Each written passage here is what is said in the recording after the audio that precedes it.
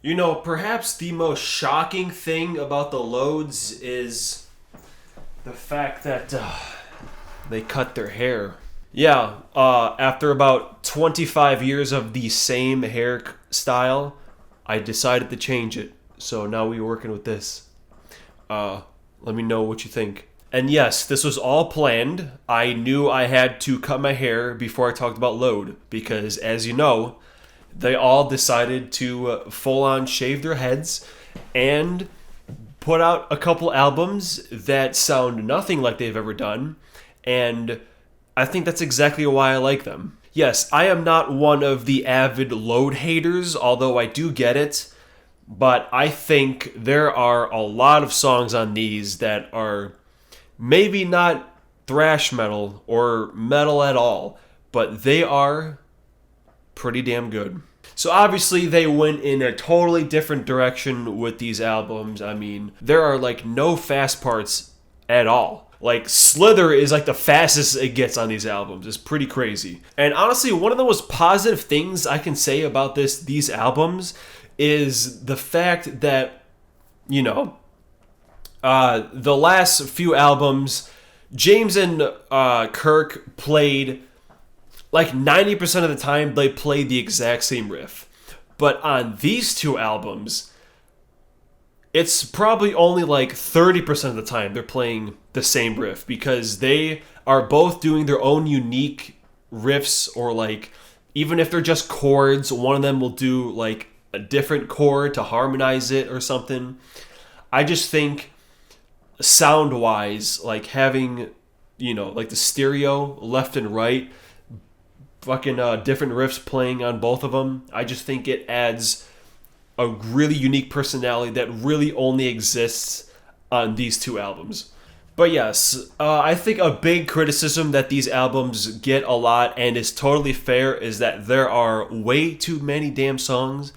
I mean, they're like, yeah, we wrote 27 songs and we recorded all of them. Which, you know, that tends to happen a lot with bands and artists. They write a lot of songs, but they usually pick the best ones, and that goes in the album. The rest are like demos.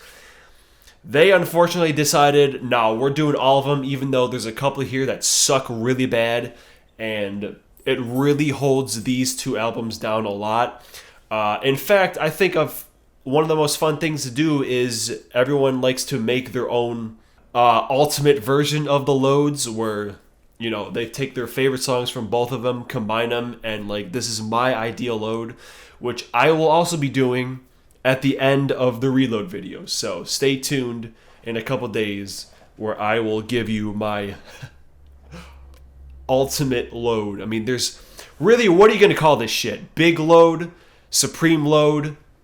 What can you say that's not going to make you think of, you know, not much. But anyway, yeah, bro, we got a lot of songs to talk about here. This is the most songs on a single disc besides Garage Inc., although I'm not even talking about all those songs. So we got a shitload to go. So anyway, let's get started with, they have wrote a handful of really bad songs, and this bottom one is definitely in there because in the last place we have Poor Twisted Me. Now, I have never once liked this song. From the moment I heard it, I was like, this song is shit. And it's still shit. There is not one redeeming quality about this song. The delayed riffs aren't great. The drumming isn't great. The vocal effect on the entire song sucks ass. The lyrics are shit. Nothing in the song is redeemable. And it is perhaps my like second least favorite song by the band, period. So pretty easily coming in last place on this album, I'd say. And next up, also probably no surprise to anyone, is Mama Said. Now, I know people like this song. They're like, oh yeah, look at this heavy man. He had the balls to write a country song. I don't give a fuck. I don't like it. It's not that it's a terrible song by any means, but it's a bad Metallica song. This is one of the songs that I straight up deleted off my library because I never wanted to listen to it again. So I think I've probably only heard this song actually like 3 times in my life. So I don't like it. And moving on to probably the most forgettable song on this album, Cure.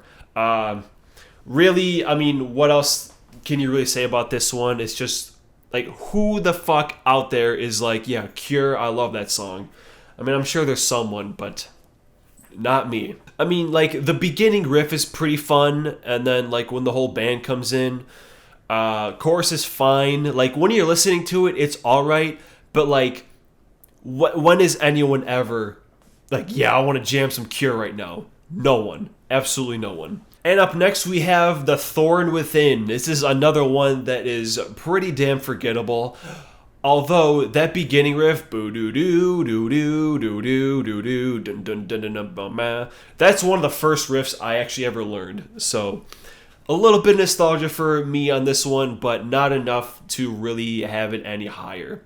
This is just another one of these in a lot of songs on this album, these albums that are just, you just forget all about them. And not that they're bad or anything. I mean, I like to listen to it every once in a while. You know, play the whole album. It's fine to listen to, but other than that, never seeking out The Thorn Within. And then we're going to have 2x4, which, again, is one of these I'm just like, meh. Super meh on. Also never really liked it. The only reason it's even above the other couple is because it is a little more memorable in like the riffs and stuff. But the lyrics, dumb as hell. That drum fill is kind of dumb as hell too. These bottom 5 songs, I'd say, are like not good. Or at least not great. One of them isn't good. The other 4 are just not great. And from here on out, I'd say these are all good songs. It's just one of my favorites. And first up on that line is Ronnie. Now, Ronnie is definitely one of the most unique songs they've ever done. I mean, how could you not love that beginning? And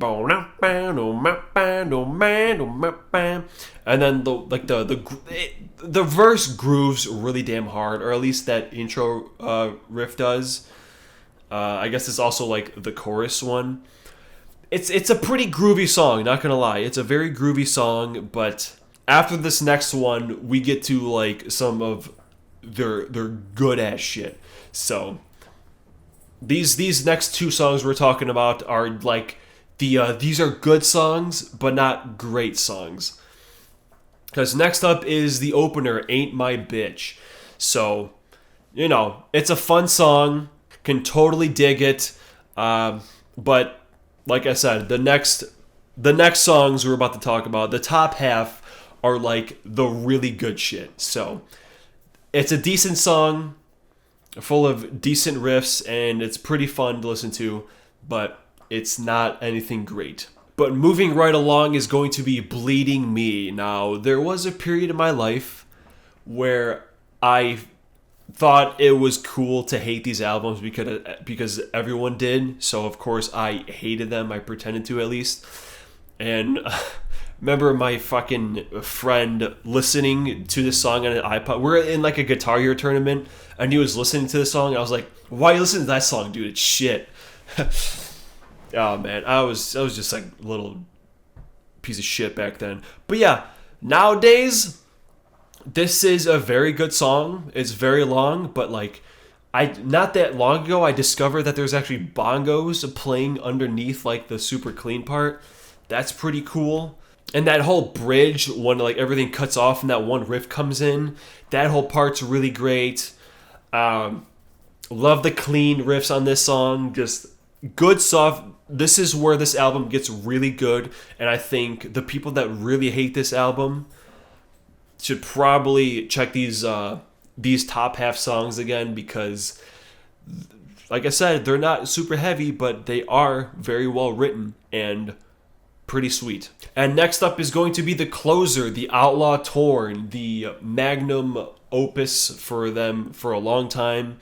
So magnum that they had to cut down the outro. Or how about you just cut out Poor Twisted Me? fuck that song, yeet it off, and you can have the last minute of that song play out. But yeah, this is really one of those slow burners. This one and and Fixer on the next one, I think they are very solid songs. And honestly, I think I like Fixer a little more than Outlaw Torn, but still the fact that this song is just the way it builds and like closes out that ending and that solo. Oh fuck, the solo in the song is so damn good. Good ass finale, very good. But then we're moving on to King Nothing. Now this has straight up one of the best riffs. That fucking do do do do do do do do do do. That is one of their best riffs. I don't give a shit. And the rest of the song is, again, pretty solid. We are in the top 5 now, and while I think Outlaw Torn and Bleeding Me are better songs than this, I tend to play this one more. I mean, besides the intro, which is kind of stupid, but as soon as that bass riff comes in with that goddamn riff, it's good shit. I like the bridge and the build back up to the last chorus. Good ass stuff. But we move on to even gooder ass stuff, because next up is Hero of the Day. Now, I just think the clean songs on this album, on these albums, minus Stupid Ass Mama Said, I think are just on another level and only get better in later releases, which we'll talk about later. But this album version still, the whole, I don't know what you'd call that. It's kind of like the post-chorus or whatever, but now the dreams, all that shit. I don't know what's going on production-wise in there. It sounds like there's double bass, but there's probably not. But that whole part's awesome. The acoustics in like the verses and everything. It's a beautiful song. Way better than Dumbass Mama Said. But then we have the bronze medal with Until It Sleeps. Now, this is probably the most played song on this album, and honestly, I get why, because also the music video is super weird. That shit scared or freaked me the hell out back then when I first saw it, and it's still very creepy. But yeah, that do no new new new new new new that whole part, and the fucking, I think it sounds like a fretless bass because those slides are so smooth. And, you know, one of the last times Lars would use the goddamn ride, and it just sounds good. The chorus is also pretty awesome. Love the solo in this song too. It's a little mini guy, but I love like the chords that he does in the beginning of it. Great song. And yeah, just really, really solid stuff here. But the next up, number 2 is Wasting My Hate, and simply put, this is the most jammy song on both of these albums, frankly. There's no like drawn out bridge, it's just riff after riff after riff of that.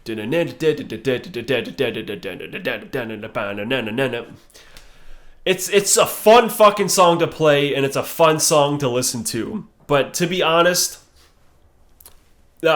I don't know how popular my number 1 pick is, and I don't even think you could have guessed what it was going to be, because number 1, of course, is going to be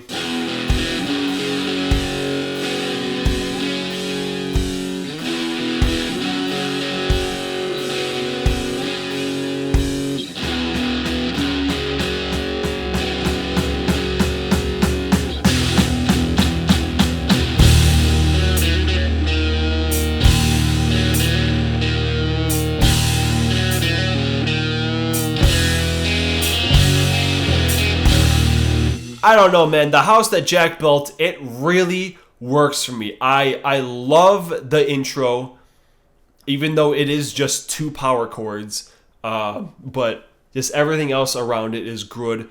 And then when it finally kicks in, that one riff he does, the chorus I fucking love in this song, and like the talk box solo. I don't know. This is not one of the most popular songs in the album, but it is definitely my favorite. I fucking love the aesthetic to it. And the same thing goes for my favorite song on Reload. You'll never guess what it is because they're just so unique and just good to listen to. I really like this song. I really like a couple songs in Reload. But there you have it. That's my track ranking of Load. Let me know what your favorite songs on this album are. And I will see you Wednesday for the second half of the Loads. We have to wait a couple days because I need a couple days to reload. So I will see you next one.